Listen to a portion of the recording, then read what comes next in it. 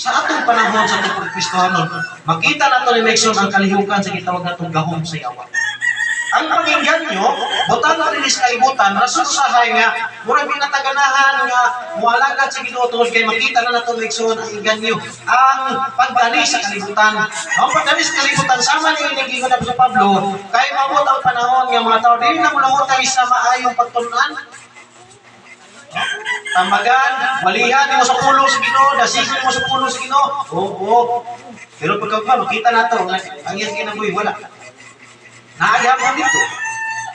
Doon kay dili ma-absorb sa iyang nauna kay ang iyang pagsabot sa pulo sa Ginoo. Wala man giduyugan sa gitawag nato panahon sa Ginoo. Ngano man sa iyang paglingon. Sa Timoteo, advice siya. Ganyan ang imong maingkwentro ng mga tao. Nadyo kay maingkwentro ng mga tao, hindi naging luminaw sa matarong pagtulunan. Bisan kita, naatay maingkwentro ng tao.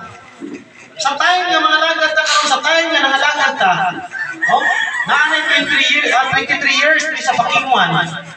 Naay mga batong magtotoo, naay batong palang yun, naapay pila ka tuwing, naay kitay maingkwentro nga ang tao karon di mabinaw sa matarong pagtulunan. I-share, mag-share ka sa pulo sa Ginoo, magsangyaw ka, hindi ka maminaw na naman.